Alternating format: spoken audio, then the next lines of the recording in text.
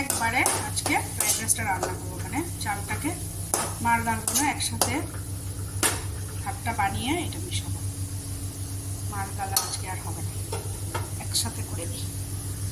দিয়েছি এখানে জলে একবারে সিদ্ধ করব। এখন নুন মিষ্টি যা যা দেওয়ার দেবো। তারপর এই যে এখানে ফ্রাই করে রেখেছি হালকা হালকা শ্যালো ফ্রাই, এটা দিয়ে দেবো। বেগুনটা এই যে কি সুন্দর বড় একটা মোটা তাল বেগুন, এইটা দিনজান থেকে এনেছিলাম। বাবা কি ছিল ওদের বাড়ির, এক বাড়িতে গেছিলাম দিনজানে, এই মাগুরি বিল থেকে। আমরা কোন গ্রামের ভেতর গেছিলাম, হ্যাঁ অনেক ভেতরে। যাওয়ার সময় তো ভাবছিলাম ইস কি কষ্ট হচ্ছে যেতে, কেন যে যাচ্ছি না। আর যাওয়ার পর যেরকম আমাদেরকে ওরা আদর করেছে, যেভাবে খাওয়ালো, আর যেই টেস্ট ছিল খাওয়ার, ভীষণ টেস্ট হয়েছে। আর্য তো এখনো ভুলতেই পারে না। হ্যাঁ, আর্য তো মাছ খাইনি, ওদের তো দাদা তো মাছ বিক্রি করে, তিনসুকিয়া এসে মানে মাছ বিক্রি করে দাদা। ওই বাড়িতে গেছিলাম, অনেক ডেকেছে।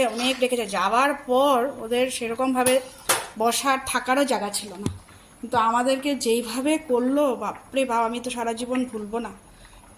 মাছ এত উত্তম ভাজা মাছ, এতগুলো ভাজা মাছ, তারপর ঝোলের মাছ, আর আর্য তো বেগুন ভাজা আর শাক দিয়ে পুরো খেয়ে ফেললো।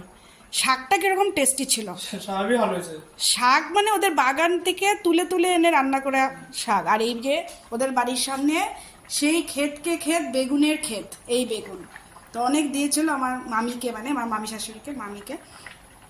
তো মামি ওখান থেকে মাকে দিয়েছে, আবার মার থেকে আমিও এনেছি। তো মানে বলার বাইরে, এখন এতদিনও রান্না করতে পারিনি, সুযোগই করতে পারিনি।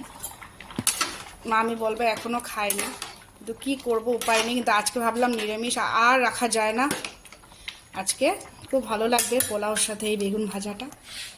সত্যি ওদের বাড়ির সেই আদর আপ্যায়ন একদম ভোলার না সারা জীবন। আবার যদি কখনো চান্স হয় যাব। ফ্রাইড রাইসটা হয়ে গেছে, জলটা এখানেই শুকিয়ে দিয়েছি।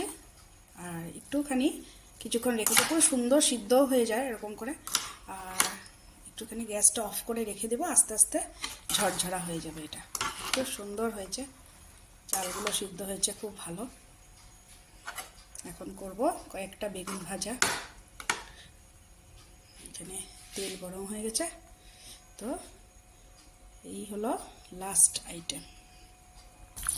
বেগুনগুলো খেতে যে খুব টেস্টি হবে। হয়ে গেছে রান্নাবান্না শেষ, আর জোর চলে যাচ্ছে। এখন গরম গরম খেয়ে নিব।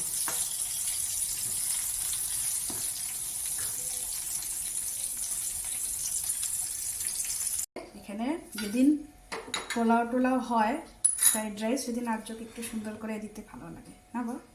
ও খুব এসেই বলছে যে দেখেই খেতে ইচ্ছে করছে, এটাও বলছে। তো এই দুটো দিলাম ভাজা। এখন এখান থেকে দিব এই বড়া, এটা খেয়ে দেখো খুব ভালো লাগবে, বুঝেছ।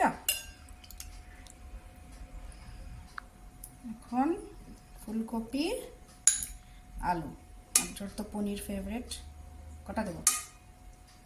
কটা? 4? না খুব বেশি ছিল না আজকে আসলে পনির। আলু দিয়ে দিই, ব্যাস হয়েছে সুন্দর। তো এই যে হয়ে গেছে সুন্দর করে, আর্যর প্লেট রেডি সুন্দর করে। এখন খাওয়ার টাইম, চলো বাই।